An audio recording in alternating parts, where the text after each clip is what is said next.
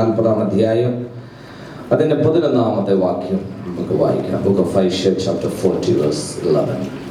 ഒരു ഇടയനെ പോലെ അവൻ തന്റെ ആട്ടിൻകൂട്ടത്തെ മേയ്ക്കുകയും കുഞ്ഞാടുകളെ ഭുജത്തിലെടുത്ത് മാർവിടത്തിൽ ചേർത്ത് വഹിക്കുകയും തള്ളകളെ പതുക്കെ നടത്തുകയും ചെയ്യും.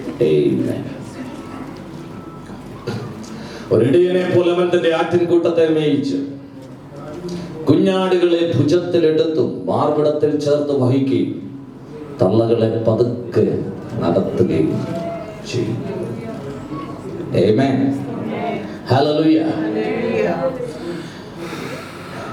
ആടെന്ന് പറയുന്നത് ഒരു ഡൊമസ്റ്റിക് ആനിമലാണ്. It's not a wild animal. അല്ലേ?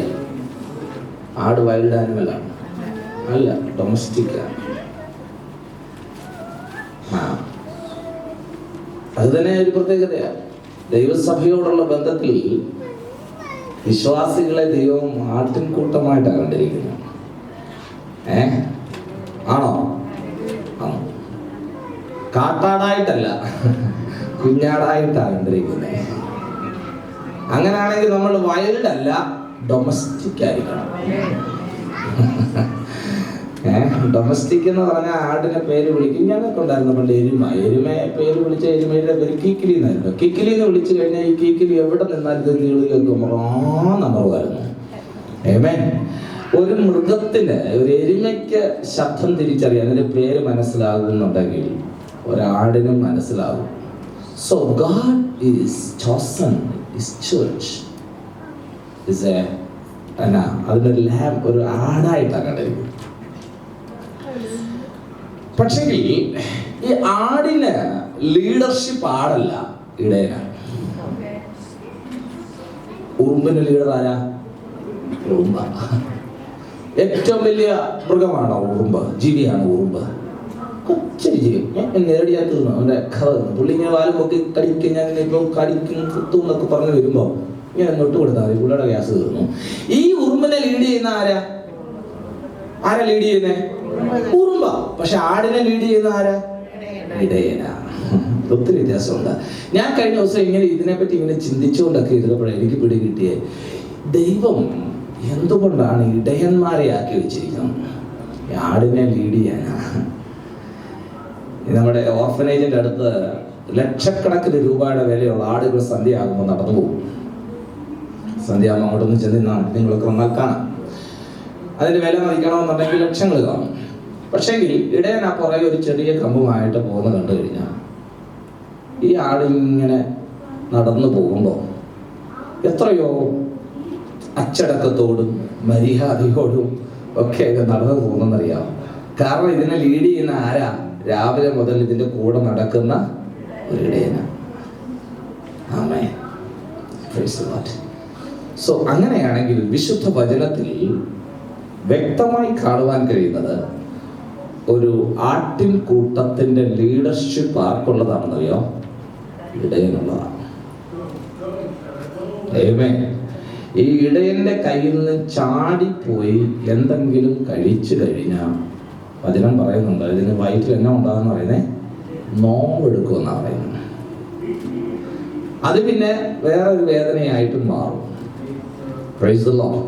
അങ്ങനെയാണെങ്കിൽ ഒരു ദൈവസഭയോടുള്ള ബന്ധത്തിൽ അതിൻ്റെ അച്ചടക്കത്തോടും കൃത്യനിഷ്ഠതയോടുകൂടി ആടും ഇടയനും ഒരുമിച്ച് യാത്ര ചെയ്യുന്നുണ്ടെങ്കിൽ അതിൻ്റെതായ സന്തോഷത്തിലേക്ക് പോകാൻ പറ്റും.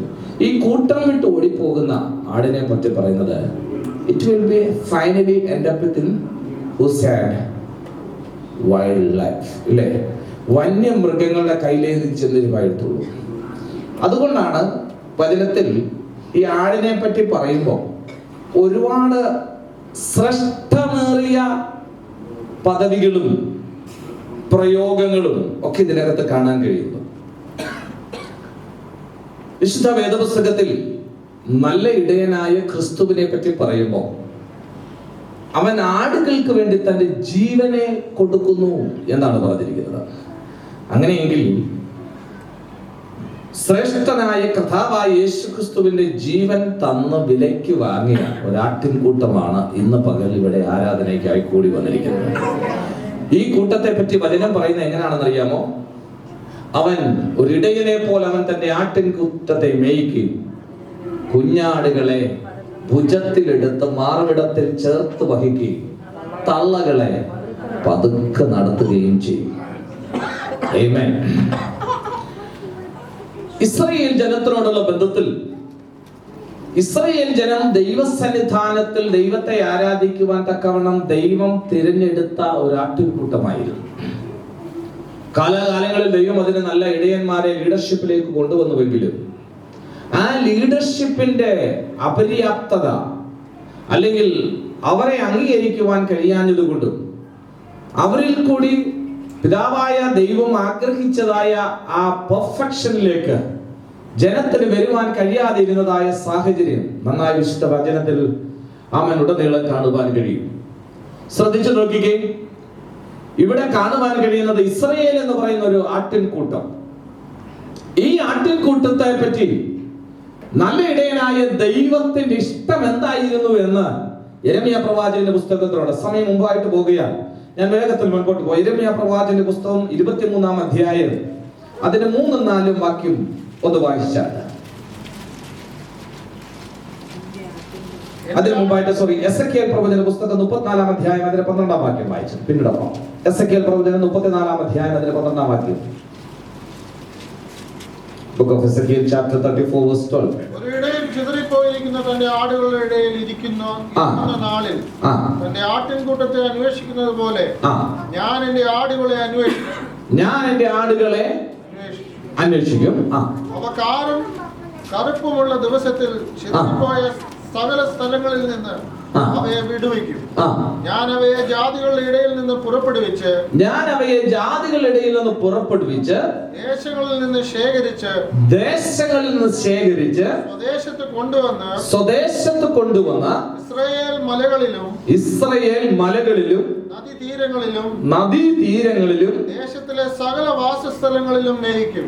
ദേശത്തിലെ സകല വാസസ്ഥലങ്ങളിലും മേയിക്കും. ഇത് സംഭവിച്ചു. ഇസ്രായേലിനുള്ള പ്രവചനമാണ്. ഒരു കാലത്ത് ഈ ഇസ്രായേൽ ജനം കൈവിടപ്പെട്ടു പോയി, ചിതറിപ്പോയി. ഈ ചിതറിപ്പോയ ഇസ്രായേൽ ജനത്തെ ഞാൻ മടക്കി കൊണ്ടുവരുമെന്നുള്ളതായ പ്രവചനമാണ് ഈ പ്രവചനം. ദൈവത്തിന്റെ ആടായിരുന്നു ഇസ്രായേൽ. ഈ ഇസ്രായേൽ ചിതറിപ്പോയ സ്ഥാനത്ത് വചനം പറയുന്നു, അവരെ ജാതികളുടെ ഇടയിൽ നിന്ന് ഞാൻ പുറപ്പെടുവിച്ച് ദേശങ്ങളിൽ നിന്ന് ശേഖരിച്ച് സ്വദേശത്തേക്ക് കൊണ്ടുവന്ന് ഇസ്രായേൽ മലകളിലും നദീതീരങ്ങളിലും ദേശത്തിലെ സകല വാസസ്ഥലങ്ങളിലും മേയ്ക്കും. ദൈവമക്കളെ, such a great prophecy is fulfilled for the people of Israelites. In fact, they had seen their union, their nation, their flag, their unity, and they were standing as something as a mighty power in the world right now. ലോകത്തിന്റെ നടുവിൽ അവർ ശക്തരായി മാറുമ്പോൾ ദൈവം പറയുക, ചിതറിപ്പോയ എന്റെ ആടുകളെ ഞാൻ എന്ത് ചെയ്യും? ഞാൻ തിരിച്ചു കൊണ്ടുവരും. ജാതികളുടെ ഇടയിൽ നിന്ന് ഞാൻ ശേഖരിക്കും. അങ്ങനെയെങ്കിൽ സർവശക്തനായ ദൈവം ഇസ്രായേലിനെ ശേഖരിച്ചു തിരിച്ചു കൊണ്ടുവന്ന് ജനത്തിന്റെ നടുവിൽ ശക്തമായി നിർത്തുമോ? നിങ്ങൾ മനസ്സിലാക്കേണ്ട ഒരു കാര്യമുണ്ട്. വചനം പറയുന്നു, ആമേൻ, സ്വദേശത്തേക്ക് കൊണ്ടുവന്ന ഇസ്രായേൽ മലകളിലും നദീതീരങ്ങളിലും ദേശത്തിലെ സകല വാസസ്ഥലങ്ങളിലും ഞാൻ മേയ്ക്കും. That means the prosperity and the blessings which is for the people of Israelites, it is for only the Israelites and it will reach in their hand itself. Amen. അവരുടെ ജീവിതത്തിലുള്ള അനുഗ്രഹങ്ങളും ഉയർച്ചയും നന്മയും അവർക്കുള്ളത് വേറെ ആർക്കും കൊടുക്കാതെ സർവശക്തനായ ദൈവം ഇസ്രായേൽ ജനത്തിന് തന്നെ തിരിച്ചു കൊടുക്കുകയാണ്. ഇത് പ്രവാചകനിൽ കൂടി വർഷങ്ങൾക്ക് മുമ്പ് പ്രവചിച്ച ഒരു പ്രവചനമായി നിറവേറിയെങ്കിൽ ഇന്ന് പകൽക്കാലം ഞാൻ ഓർപ്പിക്കട്ടെ, ഈ ജനം ഒരു കാലത്ത് ദൈവത്തെ നിന്ന് അന്യപ്പെട്ട് ചിതറിപ്പോയി ദേശത്തിലേക്കും വനാന്തരങ്ങളിലേക്കും ജാതികളുടെ ഇടയിലേക്കും ചിതറിപ്പോയ സ്ഥാനത്ത് ലോകരാഷ്ട്രങ്ങളും ലോക ജനതകളും എല്ലാം ചിന്തിച്ചു, ഇസ്രായേൽ എന്ന് പറയുന്ന ഒരു രാജ്യം ഇനിയും ഉണ്ടാകുകയില്ല, ഇസ്രായേൽ എന്ന് പറയുന്നത് ഒരു പേരിനിയും ഉണ്ടാകുകയില്ല, ഇസ്രായേൽ എന്ന് പറയുന്നത് ഒരു ജനത ഇനിയും ഉണ്ടാകുകയില്ല എന്ന് വിചാരിച്ച് ലോകം ഇത് വിധി എഴുതി തള്ളിക്കളഞ്ഞ സ്ഥാനത്ത് പിതാവായ ദൈവം ലോകസ്ഥാപനത്തിന് മുമ്പേ മുൻനിർണയ പ്രകാരം ഇസ്രായേൽ എന്ന് പറയുന്ന ഒരു ജനതയെ ദൈവം ജാതികളുടെ ഇടയിൽ നിന്ന് ശേഖരിച്ച് തെരഞ്ഞു പിടിച്ച് ദൈവം ശേഖരിച്ച് അവരുടെ സ്വന്തം രാജ്യത്തിലേക്ക് തിരിച്ചു കൊണ്ടുവന്ന് അവർക്ക് പദവിയും അംഗീകാരവും ഉയർച്ചയും നന്മയും ആമേൻ അവരുടെ ദേശത്ത് ആമേൻ ഉന്നത അധികാരവും കൊടുത്ത് ദേശത്ത് നിർത്തിയെങ്കിൽ എസെക്കിയേൽ പ്രവാചകന്റെ പുസ്തകം കൂടി നമ്മൾ ശ്രദ്ധിച്ചു നോക്കണം. വേഗത്തിൽ പോകട്ടെ. എസെക്കിയേൽ പ്രവാചകന്റെ പുസ്തകം ആമേൻ അതിന്റെ ജെറമ്യാ പ്രവാചകന്റെ പുസ്തകം 23-ാം അധ്യായം അതിന്റെ 3-4 വാക്യങ്ങൾ വേഗത്തിൽ ഒന്ന് വായിച്ചാട്ടെ. Book of Jeremiah chapter 23 verse 3 and 4. എന്റെ ആട്ടിൻകൂട്ടത്തിൽ ശേഷിച്ചിരിക്കുന്നവയെ ഞാൻ അവയെ നീക്കിക്കളഞ്ഞിരിക്കുന്ന സകല ദേശങ്ങളിൽ നിന്നും ശേഖരിച്ച് അവയുടെ പുൽപ്പുറങ്ങളിലേക്ക് വീണ്ടും കൊണ്ടുവരും. അവ വർദ്ധിച്ചു പെരുകും. അവയെ മേയിക്കേണ്ടതിന് ഞാൻ ഇടയന്മാരെ നിയമിക്കും. അവ ഇനി പേടിക്കുകയില്ല, ഭ്രമിക്കുകയില്ല, കാണാതെ പോകുകയുമില്ല എന്ന് യഹോവയുടെ അരുളപ്പാട്. കണ്ടോ, ഇവിടെ നോക്കിക്കേ, ഇസ്രായേലിനെ പറ്റി അടുത്ത പ്രവചനം പറയും, ഞാൻ തിരിച്ചു കൊണ്ടുവരും, ഞാൻ അവർക്ക് ഇടയന്മാരെ വെക്കും, ഞാൻ അവരിനി നഷ്ടപ്പെട്ടു പോകില്ല. വചനം പറയുന്നു, അവർക്ക് ഇനി ഇടയന്മാരെ ഞാൻ നിയമിക്കും, അവരിനി പേടിക്കയില്ല, ഭ്രമിക്കയില്ല, കാണാതെ പോകുകയുമില്ല എന്ന് യഹോവയുടെ അരുളപ്പാട്. ഇത് പുതിയ നിയമ ഇസ്രായേലിനോടുള്ള ബന്ധത്തിൽ ദൈവത്തിന്റെ പ്രവചനമാണ്. ആമേൻ. അങ്ങനെയെങ്കിൽ സാക്ഷാൽ ഇസ്രായേലായിരുന്ന ഇസ്രായേലിനെ ദൈവം അടക്കി കൊണ്ടുവന്നുവെങ്കിൽ പുതിയ നിയമം ഇസ്രായേലായിരിക്കുന്ന എന്നെയും നിങ്ങളെയും ഓർത്ത് ദൈവത്തിന്റെ വചനം പറയുന്നത് ഇങ്ങനെയാണ്, അവയെ മേയിക്കേണ്ട ഞാൻ ഇടയന്മാരെ നിയമിക്കും, അവ ഇനി പേടിക്കയില്ല, ഭ്രമിക്കയില്ല, കാണാതെ പോകുകയുമില്ല എന്ന് യഹോവയുടെ അരുളപ്പാട്. എന്നെ കേൾക്കുന്ന ദൈവമൈതലേ, പുതിയ നിയമ ഇസ്രായേലിനെ പറ്റിയുള്ള ദൈവത്തിന്റെ വാഗ്ദത്തം എന്താണ്? നീ ഇനി പേടിക്കുകയില്ല, ഭയപ്പെടുകയില്ല, കാണാതെ പോകുകയുമില്ല. കാരണം എന്തെന്ന് ചോദിച്ചാൽ, ഞാൻ അവർക്കൊരു ഇടയന്മാരെ നിർമ്മിക്കും. ആരാണ് ഇടയൻ? ശ്രേഷ്ഠ ഇടയനായ ക്രിസ്തുവാണ്. ആമേൻ. ഈ ക്രിസ്തു ഇടയനായിരിക്കുമ്പോൾ വചനം പറയുന്നു, ആമേൻ, അവനിനി കാണാതെ പോകുകയില്ല. ആമേൻ. ഹല്ലേലൂയ. അവരിനി പേടിക്കയില്ല, ഭ്രമിക്കയില്ല എന്ന് യഹോവയുടെ അരുളപ്പാട്. അതിന് 3-ാം വാക്യം നാം ഇങ്ങനെ വായിക്കുന്നു. 3-ാം വാക്യത്തിലേക്ക് വന്നിട്ട്, എന്റെ ആട്ടിൻകൂട്ടത്തിൽ ശേഷിച്ചിരിക്കുന്നവയെ ഞാൻ അവയെ നീക്കിക്കളഞ്ഞ സകല ദേശങ്ങളിൽ നിന്ന് ശേഖരിച്ച് അവയുടെ പുൽപ്പുറങ്ങളിലേക്ക് വീണ്ടും കൊണ്ടുവരും, അവ വർദ്ധിച്ച് പെരുകും. ഇന്ന് പകൽക്കാലം പ്രിയ ദൈവജനമേ, ഇസ്രായേൽ ജനതയോടുള്ള ബന്ധത്തിലുള്ള ഒരു പ്രവചനമാണെങ്കിലും പുതിയ നിയമ ഇസ്രായേലിനുള്ള ദൈവത്തിന്റെ വാഗ്ദത്തമാണെന്നുള്ളത് മനസ്സിലാകാതിരിക്കരുത്. ഇന്ന് പകൽ നിങ്ങൾ ശ്രദ്ധിക്കുന്നുവെങ്കിൽ വർദ്ധിച്ചു പെരുകും. ആര്? പുതിയ നിയമ ഇസ്രായേൽ. ആരാണ് ഈ പുതിയ നിയമ ഇസ്രായേൽ? ഇവിടെ ഇരിക്കുന്ന ദൈവമക്കളായ നിങ്ങളെ ഓർത്ത് ദൈവം പറയുക, നിങ്ങൾ എന്റെ ആടുകളെങ്കിൽ ഞാൻ നിങ്ങളുടെ ഇടയനാണ്. നിങ്ങളിനെ പേടിക്കുകയില്ല, ഭയപ്പെടുകയില്ല, നിങ്ങളിൽ വർദ്ധിച്ചു പെരുകും. നിങ്ങൾ പുൽപ്പുറങ്ങളിൽ ഞാൻ നിങ്ങളെ മേയിക്കും. നിങ്ങൾക്ക് ഒരു ഇടയനെ ഞാൻ നിർമ്മിച്ചാക്കും. ആരാണ് ഇടയൻ? ആമേൻ. മോശയല്ല, യോശുവ അല്ല. ആമേൻ. ഹല്ലേലൂയ. ഒരു ഇസ്രായേലിലെ പുരോഹിതന്മാരും അല്ല.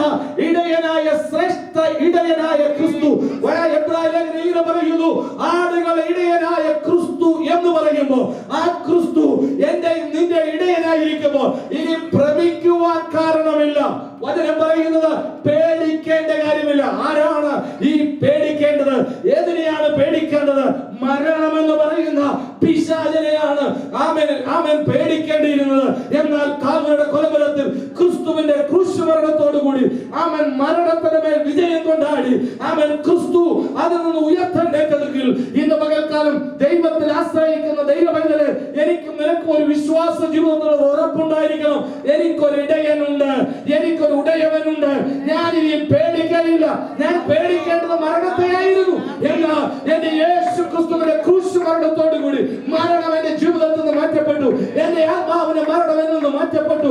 അതുകൊണ്ട് എനിക്ക് ഇങ്ങനെ വിളിച്ചു പറയാം, ഹേ മരണമേ, നിന്റെ ജയമെവിടെ? ഹേ പാതാളമേ, നിന്റെ വിഷമുള്ളവിടെ? കാരണം മരണത്തെ പാതാളത്തെ ജയിച്ച കർത്താവായ യേശു ക്രിസ്തു മുഖാന്തരം എന്റെ ജീവിതത്തിൽ എനിക്ക് വിടുതൽ നൽകുന്നത്. അങ്ങനെയെങ്കിൽ ഇന്ന് പകൽക്കാലം ആമേൻ ആയിരിക്കുന്ന ദൈവമക്കളോട് എനിക്കൊരു സന്തോഷ വാർത്ത പറയുവാനുള്ളത്, നിങ്ങളുടെ ആത്മീയ ജീവിതത്തിൽ ശ്രേഷ്ഠ ഇടയനായ ക്രിസ്തു നിങ്ങളോട് കൂടെ ഉണ്ടെന്നുണ്ടെങ്കിൽ ഇന്ന് പകൽ നിങ്ങൾ പേടിക്കേണ്ടത് പിശാചിനെ അല്ല, നിങ്ങൾ പേടിക്കേണ്ടത് മരണത്തെ അല്ല, നിങ്ങൾ പേടിക്കേണ്ടത് ലോകത്തിലുള്ളതായ ഒരു ശക്തിയെയുമല്ല. അതിനപ്പുറത്ത് നിങ്ങൾക്ക് വേണ്ടി പിതാവിന്റെ വലത്തുഭാഗത്ത് ജീവനോട് എന്നും രാവും പകലും മധ്യസ്ഥത കഴിക്കുന്ന ഒരു ശ്രേഷ്ഠ ഇടയനായ ക്രിസ്തു എനിക്കും നിനക്കും വേണ്ടി ഉള്ളതുകൊണ്ട് ഈ നാളുകളോട് ദൈവവൈതല ജീവിതത്തിൽ സന്തോഷമുള്ളവരായി മാറണം. Hallelujah, hallelujah. അവൻ ക്രിസ്തുവിനുള്ള സന്തോഷം എന്റെ ബലമെന്ന് വചനം പറയുന്നു. അങ്ങനെയെങ്കിൽ ഒരു ദൈവവൈതല ജീവിതത്തിൽ അവൻ പേടിക്കേണ്ടത് മരണത്തെയല്ല. അവൻ പിതാക്കന്മാർ പേടിച്ചിരുന്നത് ആരെയായിരുന്നു? അവൻ ഹല്ലേലൂയ, അവർ പേടിച്ചിരുന്നത് ലോകശക്തികളെയായിരുന്നു, അവർ പേടിച്ചിരുന്നത് പൈശാചിക ശക്തികളെയായിരുന്നു.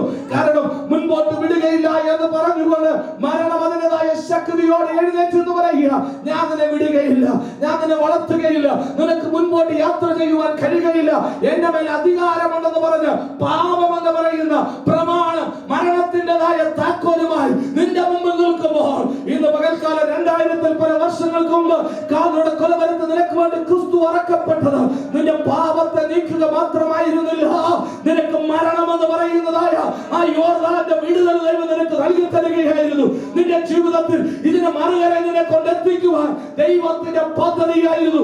അങ്ങനെയെങ്കിൽ ശ്രേഷ്ഠ ഇടയനായ ക്രിസ്തു വെളിപ്പെട്ടു എങ്കിൽ ഇന്ന് പകൽക്കാലം വിശ്വസിച്ച് ദൈവത്തെ ആരാധിക്കുന്ന ദൈവമൈതലേ, എല്ലാറ്റിന്റെ മേലും ജയിക്കേണ്ടതിന് ആവശ്യമായ ജയം തന്നു ദൈവത്തിനെ ഭൂമി തട്ടിരിക്കുകയാണ്. ആമേൻ. ദൈവമക്കൾക്ക് അത് വിശ്വസിക്കുവാൻ കഴിയണം. ഹല്ലേലൂയ. വേഗത്തിൽ മുൻപോട്ട് പോകട്ടെ. ഇങ്ങനെ ഓർപ്പിക്കുന്നു. ആമേൻ. ഹല്ലേലൂയ. ഇസ്രായേലിന്റെ ദൈവത്തിന്റെ ആമേൻ വിടുതൽ അവർ കണ്ടുവെങ്കിൽ ആമേൻ അവർക്ക് കാണുവാൻ കഴിഞ്ഞത് അവരുടെ ദൈവത്തിന്റെ പ്രവൃത്തിയാണ്. ആമേൻ. യോഹന്നാന്റെ സുവിശേഷം 10-ാം അധ്യായം അതിന്റെ 11-14 വാക്യം വേഗത്തിൽ ഒന്ന് വായിച്ചാണ്. യോഹന്നാന്റെ സുവിശേഷം 10-ാം അധ്യായം 11-14 വാക്യം. ഞാൻ നല്ല ഇടയനാകുന്നു, ഞാൻ നല്ല ഇടയനാകുന്നു, നല്ല ഇടയൻ ആടുകൾക്ക് വേണ്ടി തന്റെ ജീവനെ കൊടുക്കുന്നു, നല്ല ഇടയൻ ആടുകൾക്ക് വേണ്ടി തന്റെ ജീവനെ കൊടുക്കും. അടുത്ത 12-ാം വാക്യം വായിച്ചാണ്. ഇടയനും ആടുകളുടെ ഉടമസ്ഥനുമല്ലാത്ത കൂലിക്കാരൻ ചെന്നായി വരുന്നത് കണ്ട് ആടുകളെ വിട്ട് ഓടിക്കളയുന്നു. ചെന്നായി അവയെ പിടിക്കുകയും ചിഹ്നിച്ചു കളയുകയും ചെയ്യുന്നു. അവൻ കൂലിക്കാരനും ആടുകളെ കുറിച്ച് വിചാരമില്ലാത്തവനുമല്ലോ. ഞാൻ നല്ല ഇടയൻ, ഞാൻ നല്ല ഇടയൻ, പിതാവിനെ അറിയുകയും ഞാൻ പിതാവിനെ അറിയുകയും ചെയ്യുന്നത് പോലെ ഞാൻ എനിക്കുള്ളവയെ അറിയുകയും എനിക്കുള്ളവ എന്നെ അറിയുകയും ചെയ്യുന്നു. ആടുകൾക്ക് വേണ്ടി ഞാൻ എന്റെ ജീവനെ കൊടുക്കുന്നു. ശ്രദ്ധിച്ചേ, ഞാൻ എന്റെ പിതാവിനെ അറിയുകയും എന്റെ പിതാവ് എന്നെ അറിയുകയും ചെയ്യുന്നത് പോലെ. ആമേൻ. ഹല്ലേലൂയ. നിങ്ങൾ ഇനി ആ ഷൂസിലോട്ട് കയറണം, അടുത്ത ഷൂസിലോട്ട് നിങ്ങൾ കയറണം. ആമേൻ. യേശു പറയുക, ഞാൻ എന്റെ പിതാവിനെ അറിയുകയും എന്റെ പിതാവ് എന്നെ അറിയുകയും ചെയ്യുന്നത് പോലെ എന്ന് പറഞ്ഞു കഴിഞ്ഞാൽ കഥാവായ യേശു ക്രിസ്തു യോർദാൻ നദിയിൽ സ്നാനമേൽക്കുവാൻ ഇറങ്ങി ചെല്ലുമ്പോൾ പിതാവ് പറയുക, സ്നാനമേറ്റ് എഴുന്നേറ്റ് വരും പിതാവ് പറയുക, ഇവൻ എന്റെ പ്രിയപുത്രൻ, ഇവനിൽ ഞാൻ പ്രസാദിച്ചിരിക്കുന്നു. എന്ന് പറഞ്ഞ് യേശുവിനെ ഓരോ ശുശ്രൂഷകളും യേശു ചെയ്തെടുക്കുമ്പോൾ പിതാവ് അറിഞ്ഞിരുന്നു പുത്രൻ എന്നാണ് ചെയ്യാൻ പോകുന്നതെന്ന്. ആമേൻ. പുത്രൻ അറിഞ്ഞിരുന്നു പിതാവിനെ പറ്റിയുള്ള പദ്ധതി എന്താണെന്ന്. ഹല്ലേലൂയ. നിങ്ങൾ അതൊന്ന് ചിന്തിച്ചു നോക്കിക്കേ. യേശു പറഞ്ഞു